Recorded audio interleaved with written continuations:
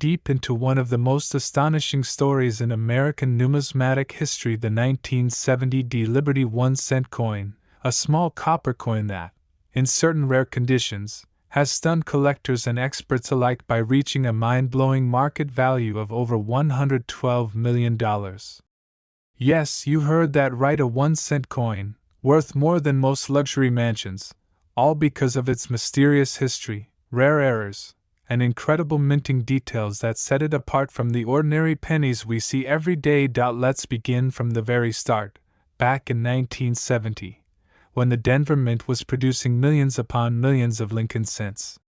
Most of these coins were made from a copper alloy, 95% copper and 5% zinc, weighing about 3.11 grams. The obverse carried the familiar portrait of President Abraham Lincoln, designed by Victor David Brenner, a design that had already been used for more than 60 years since its debut in 1909.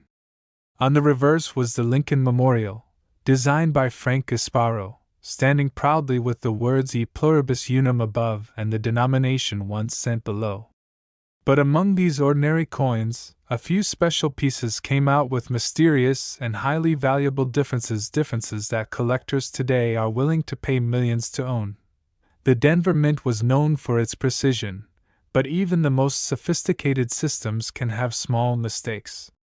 These tiny errors, which might not have meant much at the time, are exactly what transformed the 1970 D Liberty 1 cent into a legendary coin. Some of these pennies came out with doubled dies, off-center strikes, repunched mint marks, and even rare planchet anomalies. The 1970 D double die obverse penny, for example, is one of the most hunted coins by professional collectors. The doubling can often be seen on the date, especially on the number 0, and sometimes around the word liberty, or the motto I in God we trust. When viewed under magnification, this doubling becomes clear, making that particular coin extraordinarily rare and valuable. But that's not all. Some 1970 D Lincoln cents show another type of error called the repunched mint mark, where the small letter D, representing Denver, was accidentally punched more than once at slightly different angles before being finalized. To a regular person, it may seem like a small detail, but to a collector, it means everything. It transforms the coin from a common piece of copper into a historical artifact worth a fortune. And some specimens even showed die cracks, lamination errors, and unusual planchet textures that make them one of a kind.